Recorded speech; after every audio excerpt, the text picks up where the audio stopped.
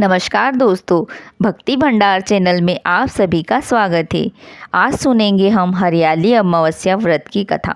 श्रावण मास में आने वाली अमावस्या को हरियाली अमावस्या या श्रावणी अमावस्या के नाम से जाना जाता है। हरियाली अमावस्या व्रत की कथा प्रारंभ। एक समय की बात है, किसी नगर में एक राजा रहते थे। राजा को एक बेटा और बहू थे। एक बार राजा की बहू ने राजा के कक्ष में रखी मिठाई खा ली और राजा ने जब पूछा तो उसने कहा कि वह मिठाई तो चूहे खा गए। चूहों ने देखा कि इस रानी ने तो हमारा झूठा नाम लगाया, इसका सच तो सबके सामने लाकर ही रहेंगे। कुछ दिनों बाद राजमहल में कुछ मेहमान आए। राजा ने उन्हें अतिथि कक्ष में ठहराया। तब चूहों ने सोचा, यही सही समय है छोटी रानी का सच सबके सामने लाने का। रात्रि के समय चूहों ने छोटी रानी के कपड़े ले जाकर अतिथि के कमरे में रख दिए। सुबह हुई तो नौकरों ने देखा कि छोटी रानी के कपड़े अतिथि के कक्ष में रखे हैं। धीरे धीरे यह बात पूरे राजमहल में फैल गई। जब राजा को यह बात पता चली तो राजा ने छोटी रानी को महल से निकाल दिया। छोटी रानी हर रोज़ पीपल के वृक्ष के नीचे एक दीपक जलाती थी और जवारे बोती थी। एक दिन जब राजा शिकार से लौट रहा था तो उसने रास्ते में देखा कि बाड़ी के पीपल के पेड़ के नीचे कुछ जगमगा रहा है।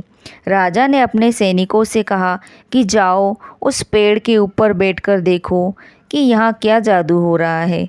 राजा के सैनिक गए और पीपल के पेड़ के ऊपर चढ़कर बैठ गए।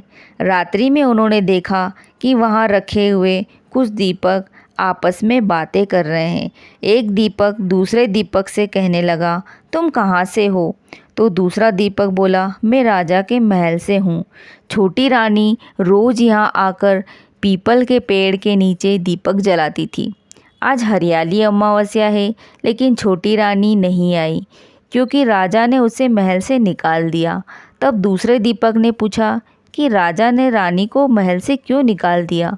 तब राजा के महल का दीपक बोला कि छोटी रानी ने एक दिन राजा के कक्ष में रखी मिठाई खा ली और चूहों का झूठा नाम लगा दिया।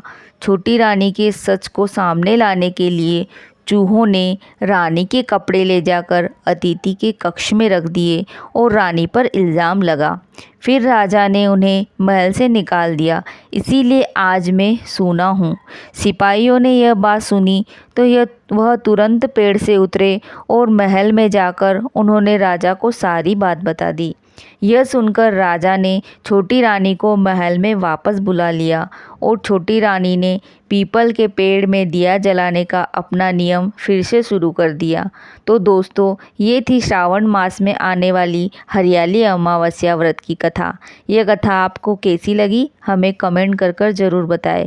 हमारे चैनल को सब्सक्राइब करें और वीडियो को लाइक करें। जय श्री महाकाल।